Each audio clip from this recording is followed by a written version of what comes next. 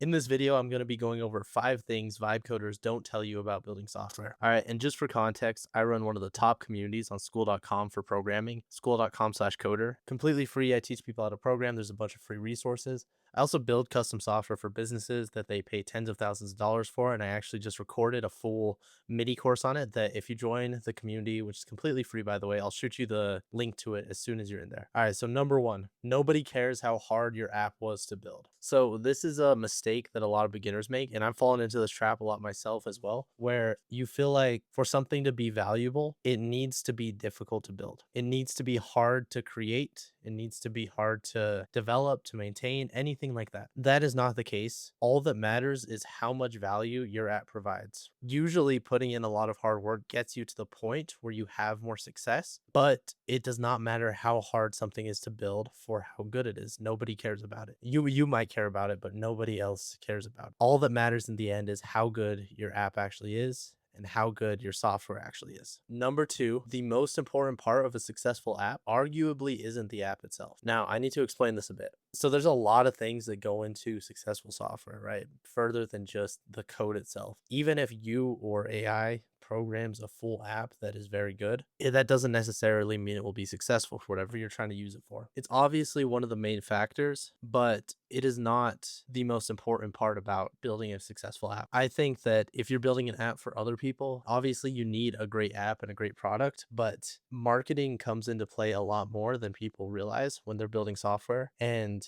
in the long term, obviously you need a combination of both of a good app and great marketing, but you can get a lot further just off of marketing than you can just off of a great app. A great app is obviously easier to market, but that doesn't necessarily mean it will be successful. Now, marketing isn't the only thing that I'm talking about here. I'm also talking about getting feedback, support, knowing what requests from you or other people to add to the app and what not to add, right? So a lot of people fall into the trap of adding every single thing, every single request that comes at them. And when you're starting out a project, that could be good and usually is a decent strategy, but your app can very quickly be bloated and you can expand into things that it's not meant to do.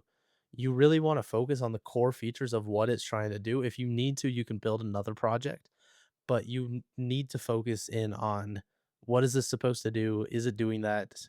Do I really need this thing that this person said in order for it to be providing value? And focus on what's most important first. And the support side of it comes in because a lot of people don't realize how much support is actually needed to maintain and run an app. A lot of issues that people have, at least especially when an app is newer, isn't necessarily because there's anything wrong with the app. It's because they don't know how to use it yet and because you haven't gotten enough data from them to make it more intuitive, right? So a lot of users, before they fully learn your app and before you've had time to refine and make sure that there's less chance for them to make a mistake and to mess up somewhere, a lot of users are going to mess up. It might be that they just put in the wrong password, they log in with a different email, they're clicking the wrong thing, they don't understand exactly what it's supposed to do. There's a lot of things that go into it. So it's really important to be able to talk to those people, get feedback from them, and help them and teach them how to use your app, because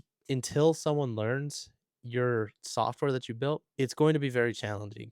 Every single piece of software has a learning curve, and you don't really think about it or realize it because you've already learned all the things that you know. But everything that you've started to use, including like Google, including a notepad on your computer, everything has had a learning curve that you've learned. And a lot of things that go into the success of an app aren't just the app itself, it's all the other things around it that you need in order to make it successful. All right, number three, if you have a plan before you program/prompt, you're way more likely to succeed. A lot of people don't have a plan. You can use AI to help you create a plan, but the best plan is going to be obviously one that you create yourself from an understanding of what you're trying to build. And this isn't just like, oh, I want to build something that does X, Y, and Z. You have to be very detailed with software in order to avoid mistakes later. One of the main things I can think of as an example here is a database, because a lot of apps are very data reliant in the modern day and age. They are very database reliant, where a lot of it's just a front end that reflects some sort of database and a way to manipulate it.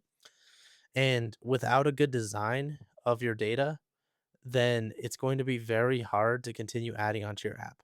And this is a mistake that a lot of people who just use AI tend to make, is that they don't design out their database or give enough context to the AI to help them like design it out in order to be able to add the features that they want to add. So then they run into issues where then the database doesn't support what they're trying to do and they sort of have to just keep building onto it even though it's not designed well for the app they're building, and eventually it'll break or slow down a ton and you'll run into just a bunch of issues, right? Same thing if you're programming. If you don't properly design, at least like at first, what you're trying to build, you're way less likely to succeed. In both those cases, it doesn't mean you won't succeed, but it's all percentage chances, right? So it might be you're going down for like an 80% chance that you'll succeed in what you're trying to build to like a 30% chance. So you need to create a plan before you program or prompt in order to have the highest chance of success. Number four, successful projects aren't created all at once, they're created over time. If you think about, and also I'll give an example here for Facebook as well. I'll give an example for both of these for Facebook. So if you think about Facebook, Facebook didn't start where it's at now. I've seen a lot of people on social media saying, "Oh, look how cool this vibe coding tool is, this AI tool is. I can just tell it, make me the next Facebook, and it creates me a Facebook." But it doesn't because that's not really how software works. Software isn't built all at once, and that's part of the power of it. It's built in small iterations that are expanded on over time. So the first version of Facebook probably didn't do 99% of what Facebook does now. But from that very first version, they got feedback, they got users, then they said, "Okay, this is how we're gonna improve, this is how we're gonna pivot, we need to change this, we need to change this," and then once the core features were good, they said, "We need to add this thing to it, we need to add this thing to it, we need to change this, we need to improve this," etcetera. So they're a lot all successful software is created in small iterations on some core set of features that were initially built. That core set of features is called an MVP, a minimum viable product, if you don't know. And your goal starting out is just to get that first version of something, right? You need something that you can iterate on in order to grow over time, in order to create very successful projects. And going back to number two, just because I forgot to give an analogy earlier, same thing with Facebook. The first version of the app was not very good, right? It was just like, I believe it was a dating app at first where you saw people and it was college specific. I don't remember the exact details, but it wasn't successful because of the software it was. It ended up being a pretty good software as well, but it was successful because of the marketing that Facebook had and the advantage that it had. And then it grew over time by iterating on itself and adding more features and finding how it can provide the most value. And then it has grown into where it's at today. But the first version, I would argue, can't be successful, right? Like you might just create some project that provides a ton of value, but it's still not going to be that good of a software long term, even if it solves one problem very well starting out. It needs those iterations and it needs that time spent in it in order to become the best project possible. All right, and now last, number five, you need access to a lot of knowledge to program with or without AI. So people don't realize how much you actually need to know in order to program well, and this ties in with creating a plan. You can't create a plan and you can't properly know what you're trying to build if you don't know what's possible. And there's a lot to programming. There's a ton of stuff to programming. So for whatever app you're trying to build, you need access to a lot of knowledge. That doesn't mean necessarily you need to have it. You can ask about it, or if you have access to people who have that knowledge and can help you out, that's a great way to save time and get a lot further ahead if you're just starting out. But a lot of people don't have this knowledge and they hit a wall or run into issues when they're programming or vibe coding, especially people who are using AI that I've seen. Like a lot of them have a vision of what they want to create, but they don't know anything about databases or like user management or just how the internet works and how software works in general. So it's almost impossible and takes more work, money, and effort generally than just having someone else build it properly to go that route and to just try to prompt an AI endlessly until you get something that you're very happy with.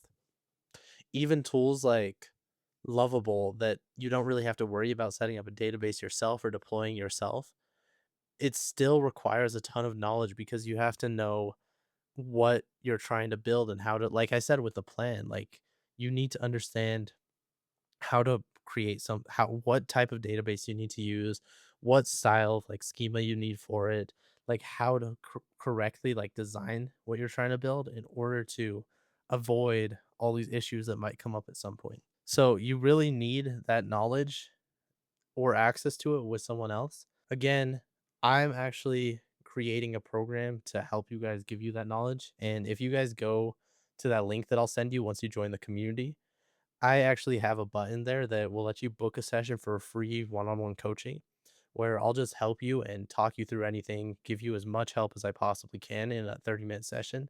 But yeah, hopefully you guys enjoyed. Again, join the community. Thank you for watching. Peace.